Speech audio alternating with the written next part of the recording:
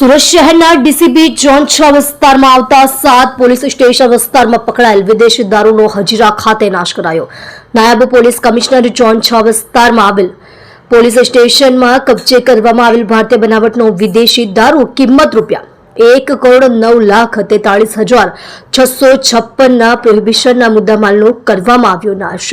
જેમાં હજીરા પોલીસ સ્ટેશનની નાની મોટી કુલ બોટલ નંગ 31,361,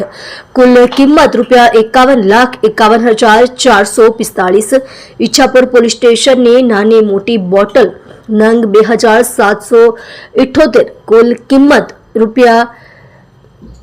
2,97,934, ડુમસ પોલીસ સ્ટેશનની નાની મોટી કુલ બોટલ નંગ 490,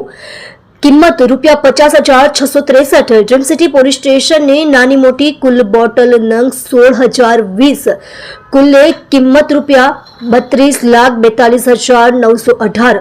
ભેસ્તાન પોલીસ સ્ટેશનની નાની મોટી કુલ બોટલ નંગ 1,356, કુલ કિંમત રૂપિયા 2,48,250, સચિન પોલીસ સ્ટેશનની નાની મોટી કુલ બોટલ નંગ 7,156, કુલ કિંમત રૂપિયા 12,21,578, સચિન JDC પોલીસ સ્ટેશનની નાની મોટી કુલ બોટલ નંગ 3,962, કુલ કિંમત રૂપિયા 7,30,869 મળી કુલ 1,09,43,656 રૂપિયાનો ભારતીય બનાવટનો વિદેશી દારૂનો મુદ્દામાલના જથ્થાનો નાશ ડીસીપી ઝોન 6ના ડીસીપી સાહેબના માર્ગદર્શનમાં કરવામાં આવ્યો હતો।